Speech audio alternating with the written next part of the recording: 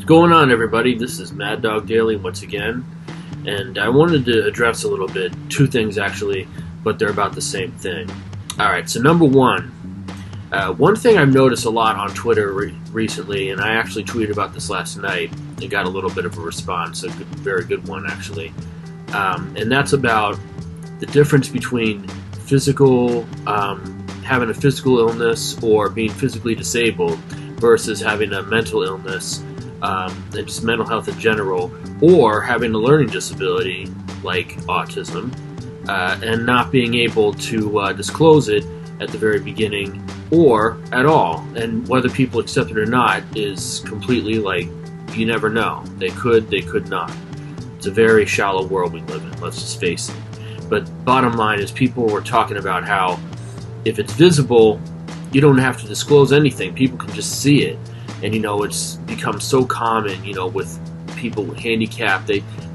I'm not trying to diss anybody that is handicapped. Trust me on this. And this isn't just me trying to cover something up either. Like, I'm just saying, physical and mental health are both equally important. And they go hand in hand. Let's also forget that. When it comes to having a physical disability, it's very easy for people to notice that right off the bat.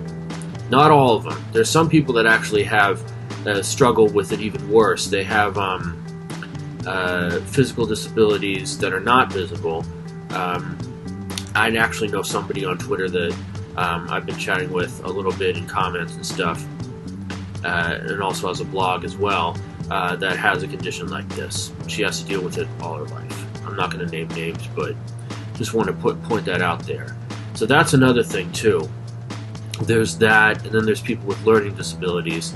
And to be honest, I mean, it is a disability for a reason. And despite the fact that I take pride in it, and everybody should take pride in it, there is a stigma going on about that as well. And it shouldn't be that way.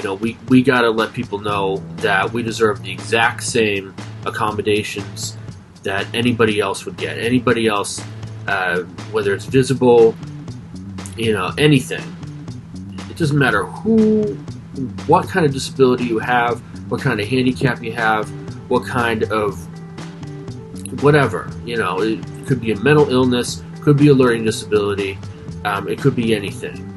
And to be honest, I don't even really like to call it a learning disability, because we have abilities that a lot of people that are neurotypical don't have. But before I start rambling, I just want to say that we got to fight the stigma. We got to keep tweeting about this kind of stuff. We also got to stop the abuse going on. I know that there's been a lot of controversy, not enough though, about abuse going on. I was put in full holds as a kid in this area, restraining kids at school that are on the spectrum or just have behavioral problems, which all of us do not have that, by the way.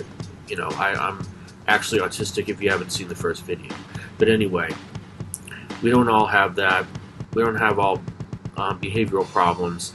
And the restraining got a lot of PTSD. I got that from it. They basically hold you down to the ground anytime that you're upset about something. And they don't really need to do that. Just a simple talk. It's not that hard. Or a form of discipline that's not physical. Bottom line is, they held us down to the ground 4 or 5 different people. And yeah, I mean, it happened every week for about 3 or 4 years, when I was a preteen. And it's had a big scar on my life, and I'm never going to forget it. I'm never going to forgive them. I'm not going to accept anybody. It's why don't you just look past it? It doesn't work that way.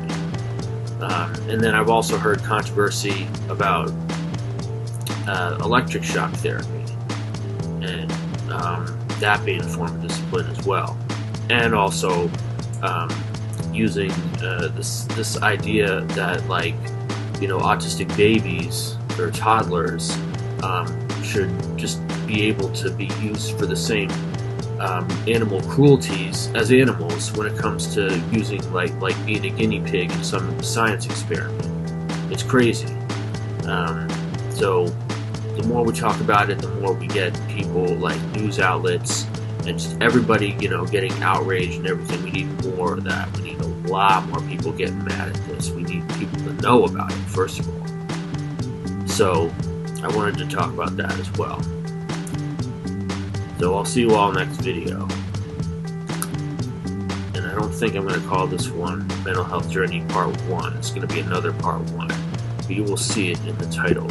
And also, now I have to say this at the end of every video, make sure to subscribe to my blog. Make sure to subscribe to this channel. If you like what you see, please comment below. Please give me a thumbs up or a thumbs down. I'm open to criticism. Tell me what I need to do better. I'll listen. I'm a good person, trust me.